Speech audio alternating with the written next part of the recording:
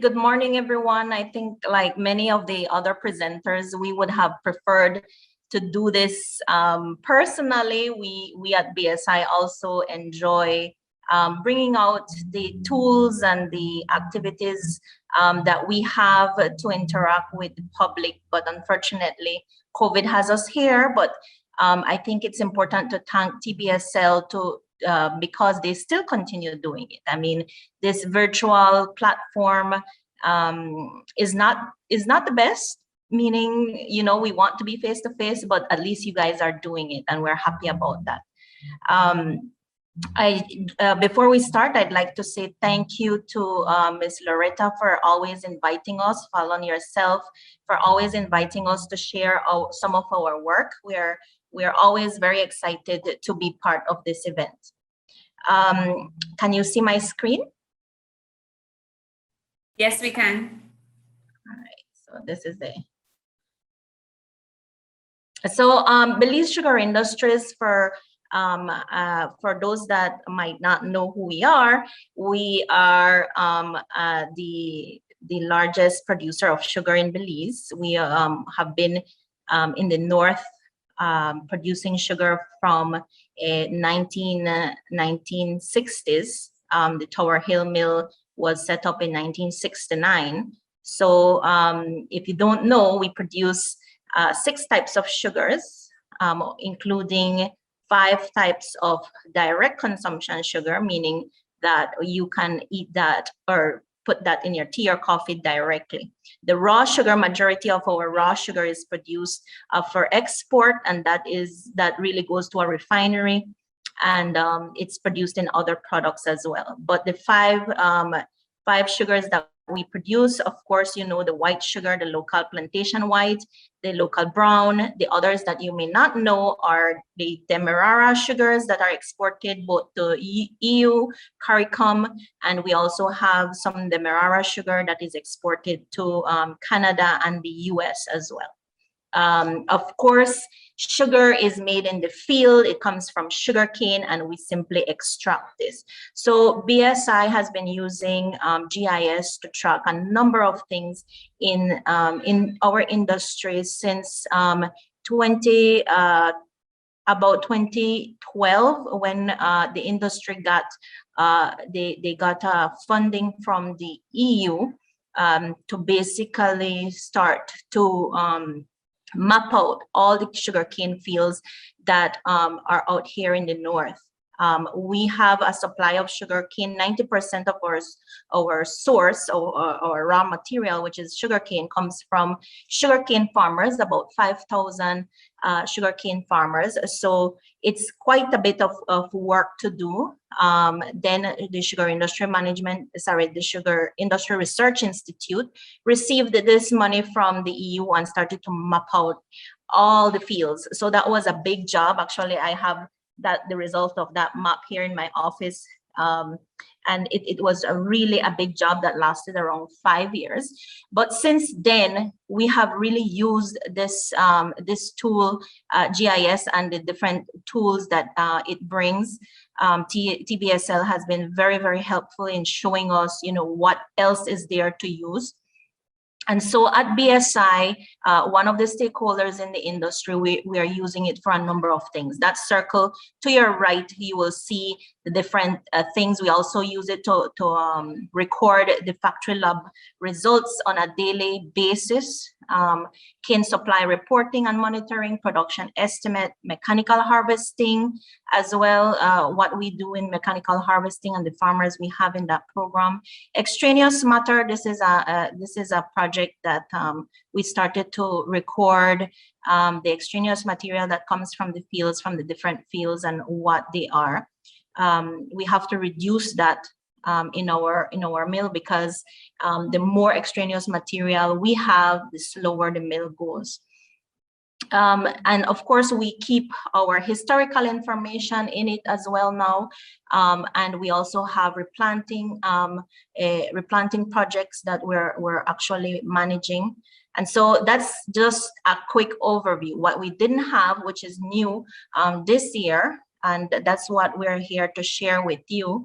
Vasny is our GIS technician, and so he will share how we've done that.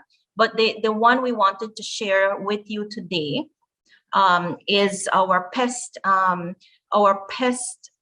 monitoring. So what we're doing now is to monitor where the pests that are affecting the sugarcane are coming from.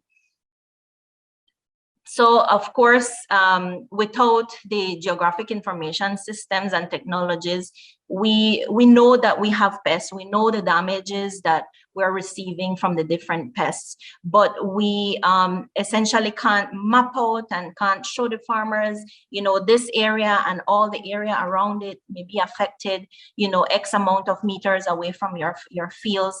And we are developing this alert system for farmers by recording the presence in different fields. So you will have an opportunity to, Vasny has developed a quick little exercise for you to see how we do it. But before that, I just wanted to introduce you to our two true enemies in the sugar industry, the frog hopper. The frog hopper is a little insect that sucks out the blood, basically, or the juice out of the sugarcane from the leaf.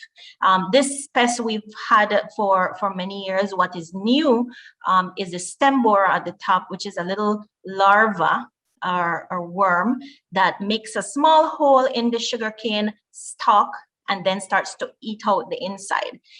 This pest is very strong, basically, because you really don't see the damage from the outside. So it's almost like the cancer of the sugarcane. You don't see the impact or the damage from the outside. You actually have to split the cane open, and then you'll notice the redness in the cane, and that is actually due to necrosis after the little larva has passed on to its other part of its life cycle, which is a moth. It turns into a moth and it flies out. It leaves a hole in the sugarcane, and that is an opening for all the other bacteria, fungi to get in and start to decompose the cane standing. This is extremely challenging for both farmers and the sugar factory, because when the sugarcane starts to deteriorate, then it's harder to mill. It's almost no sugar in it. And for the farmer, they lose tonnage, and of course they lose quality, which are the two things or the two factors that they are paid on. No? So we designed a program where we were looking at of course, the parameters and how they impacted the sugar industry. And we have stem borers on one side and frog hoppers on another side. And what we want to do is bring them together into first GIS and our platforms that we are using, and then back out into a farmer's app. So at the moment, we are on the stage of collecting the data, mapping all of that. And then next year, we're actually moving into the farmers app, where we will take this information and push it out to farmers so that they are aware of what's happening. But because we have a number of other pieces of data, such as soil, cane quality, topography, weather, and the cane parcel layer, then we bring that all together and we create a program, not just to use GIS, but to share it with the farmers. And so we have some educational programs as well, those boxes in blue: Women Farmer Field School, Farmer Field School, Field Technician Pest, a program that we're going to start very soon, youth technician coaches. We know that the youth in our country are very agile in these things, and they really just need to be shown a couple little things on how to use these apps and these programs, and they will run with it. So we're hoping that we engage youth to teach farmers how to use the app, how to use, how to read these maps as well. And of course, we are looking at biological controls for these pests. So it's not just about mapping, about the information, but actually for us, it's about using the information to make controls and decisions to ensure that the sugarcane comes with the best quality possible to the factory.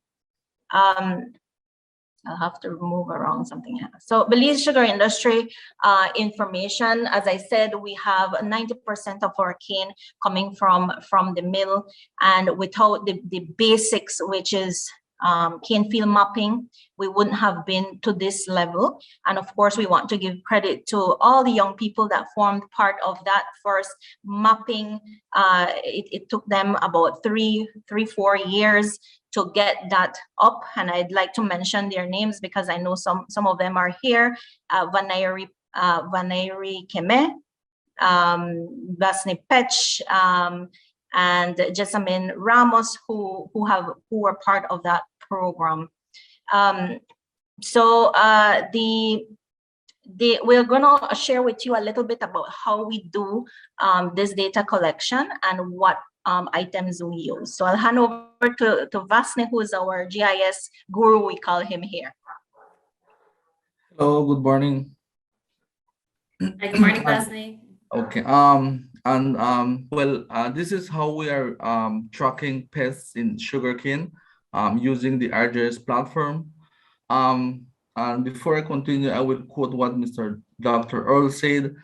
This is our GIS process in our real world, how we are using the GIS in sugarcane. First of all, for this project, we are using the field applications, which are collector, survey, etc. Which we are using the forms, especially for this project. We create the forms or validate the forms, and then do the information so that the field collectors be user friendly with that, so that when they go out in the fields, they are easy for them to collect that information. If you see in the picture there, the second one, we have the application and field training. We train the field collectors to collect the information and to be more acquainted with what they were going to collect. If you see there, they are trained to determine what kind of pests and how to collect that type of information.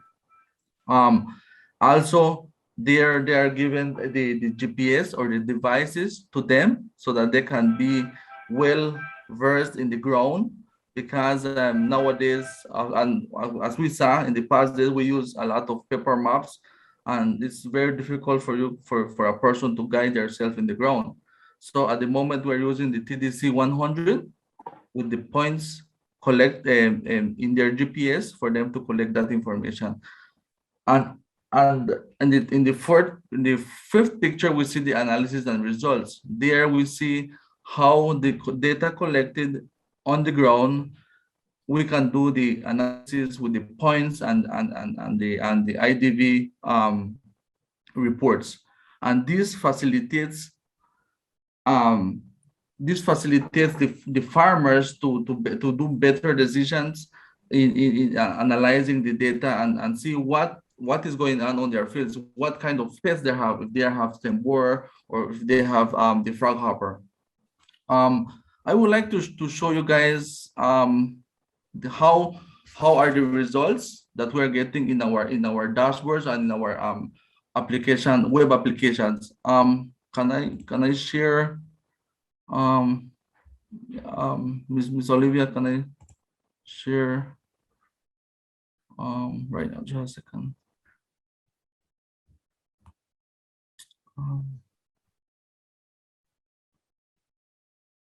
Just a second. Over here. Okay, can you guys see my screen? This dashboard? Yes, we can see it. Yeah, if you see this dashboard over here, these are the data collected from the field officers on the ground. If you see over here, we have stem borer monitoring system, and we have this exercise is done each month, once a month. So if you see the list over here, we have data for each month. Each month we have what they collect. We have 3 stages on what they collect. They collect from cane from 0 to 2 months, cane from 2 to 4 months, and cane from 4 months up to harvesting. And then if you click, let us say for the month of for June, you see the color coded points change, seeing that if we can go here up north in Corozal, we have the red spots over here. We can see that here we have a problem, a high infestation of the stem borer. If you can see here the legend, we see that 4 means that it's a 6% to 25%, which is severe. So here the farmer, we inform the farmer that he have to do a control. It can be a biological control or a chemical control to avoid more of this infestation and more of this deterioration of their sugarcane fields. So this is how we're helping the farmers for them to better decide on to lower the infestation of these pests. And then if you see this example over here, we also went deep down showing which part of the cane field that infestation it is. If you see over here the bottom left, you see that point over there showing more infestation than the up right or up left, sorry. And so there the farmer can pinpoint exactly where he can do the control. All right. Also, let me share a next one over here. An example of the frog hopper, how the frog hopper is damaging the sugarcane fields. Also, like for example, this one over here, this is an example of the frog hopper. This is an analysis what we did. The data was collected from the sugarcane fields also. As we get the reports of the farmers saying that, oh, I have infestation on this certain area, field location and field, we go there and do the different data collection of the frog hopper and the different points of the field. And you can clearly see over here, example in this field over here showing which area of the sugarcane field is also infested. And this also helps for the farmer to do the different kind of controls of the ones that I mentioned, the biological and the chemical controls. So this is minimizing the losses of sugarcane, and as it was shown in the presentation, you can see over here in the presentation that how the different pests do the damage. Like for example, this one over here, you can see the damage really deteriorating the sugarcane in the field. And then this one, the frog hopper, is almost burning the sugarcane. You can see the release a loss over there for the farmers. Moving onwards, we can see the benefits of having this for the farmers. We give them these results back by having some sessions with them and giving that presentation and showing them what is happening on the fields and giving them trainings through the field officers, showing them what types of controls and chemicals they can use to do for this report and for their control. And to finalize this, these are the field applications that we use for our pest tracking in the sugarcane. I don't know how many of you guys were able to fill the form that we sent the link. We would Just like to give them an opportunity to see how it works, especially for the new people, and give you an opportunity to participate as a farmer in this simulation. You can click on the link and put in choose an information there of a farmer. It really doesn't matter which one you choose, just to see the results and how that comes in live. And then you have, there's a farmer information section and then a pest information where you click what pest the farmer is able to click, what pest, or the field officer is able to click what pest, whether it's frog hopper or stem borer, and what visual damage you can see, low, medium, high, or severe. You can also put a picture if there's something wrong in your field, and a comment, I need help urgently, and submit that to the form there. You can add a location as well. I don't know how many of you are doing it, but I'm just going through it here so that I am able to give you some guidance. I pick a farmer with the farmer ID, the farmer shows up, the name and the pest submission, and I submit.